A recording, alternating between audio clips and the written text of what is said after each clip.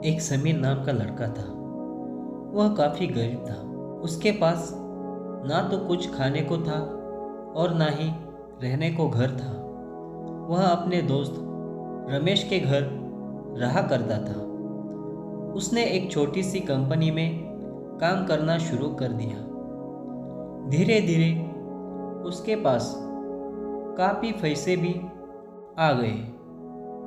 बाद में वह काफ़ी धनी भी हो गया, लेकिन अभी भी उसके अंदर कुछ कमी का एहसास होता था। जब वह छोटा था तभी उसके माता पिता इस दुनिया से चले गए थे। उसने कभी प्रेम को नहीं जाना था। एक दिन जब वह अपने किसी काम से बाहर गया था तो उसे एक कोमल नाम की लड़की दिखी, जो कि काफ़ी अच्छी और खूबसूरत थी।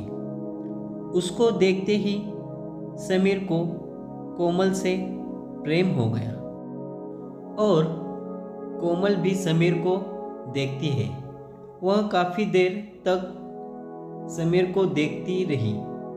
कुछ देर बाद वह कोमल वहाँ से चली गई। कुछ दिनों तक ये समीर कोमल को खोजता रहा, लेकिन कोमल ना मिली। लेकिन नियति ने कोमल से समीर को मिला दिया। कोमल समीर के घर काम की तलाश में आई थी। समीर ने कोमल को तुरंत घर के काम के लिए रख लिया।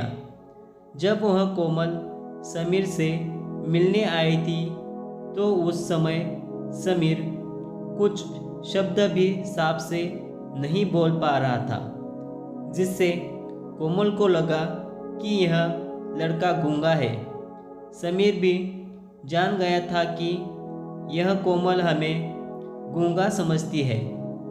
इसके साथ ही साथ यह कोमल समझ गई थी कि यह लड़का इस घर का नौकर है, ना कि मालिक है। अब जब भी समीर कोमल के पास जाता तो गूंगा बन जाता है।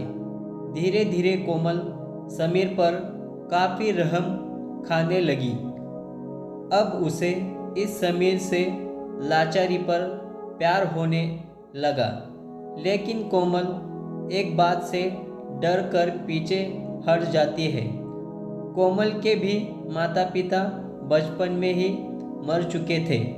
कोमल को इसके चाचा ने पाला था और वह चाहता था कि वह जब तक जिंदा रहे यह कोमल उसके खाने और पीने का पैसा देती रही। कोमल का प्रेम हद से भी बाहर जाने लगा। समीर के एक खांसी पर भी वह कोमल दौड़ते उस समीर के पास पहुंच जाती थी। अब समीर भी समझ गया था कि इस कोमल को मुझसे प्रेम हो गया है। समीर भी बहुत ज़्यादा कोमल से प्रेम करता था। उसने पहले कोमल के बारे में सब कुछ पता किया। जब उसे सब पता चल गया तो वह बहुत रोने लगा, क्योंकि उसने गूंगे होने का झूठ बोला था। अब वह दिनों रात रोने लगा। कोमल ने अपने सैलरी में से समीर को इलाज करने को कहती थी। एक दिन सुबह ही कोमल को पता चला कि समीर अस्पताल में भर्ती है। वह दौड़ते हुए जब हॉस्पिटल में पहुंची तो उसने देखा कि समीर बेड पर बेहोश पड़ा है। समीर के पास काफ़ी मशीन लगी हुई थी। जब कोमल डॉक्टर के पास पहुंची तो वहां पर डॉक्टर ने उसे बताया कि समीर अब बोल नहीं सकता है। उसने अपनी जीभ को कटाने की कोशिश की है। इसके साथ ही साथ डॉक्टर ने कोमल को एक पत्र दिया। उस पत्र में लिखा था कि मैं एक काफ़ी धनी लड़का हूँ। जिस घर में तुम काम करती हो उस घर का मालिक मैं ही हूँ। लेकिन इसके साथ ही मैं तुमसे एक बहुत बड़ा झूठ बोला है कि मैं एक गूंगा हूँ।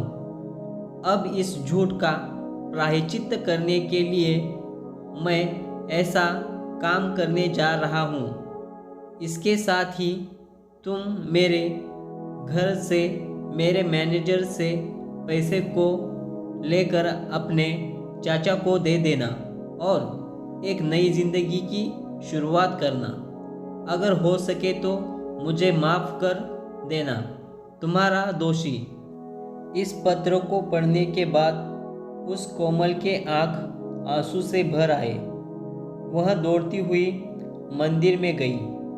उसने भगवान के सामने कसम खाई कि जब तक वह समीर बोलने नहीं लगता है तब तक वह कुछ नहीं खाएगी, भले ही वह मर क्यों ना जाए। इधर डॉक्टर भी उस लड़के की इलाज कर रहे थे। ईश्वर ने दोनों के मन की बात कबूल कर ली और अब लड़का बोलने लगा।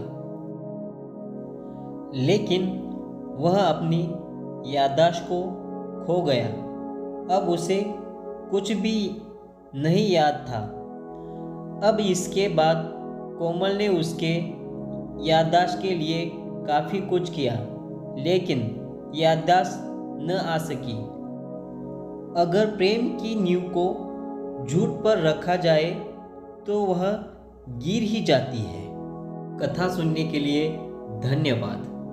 अगर हमारी कथा आपको अच्छी लगी हो तो लाइक करो।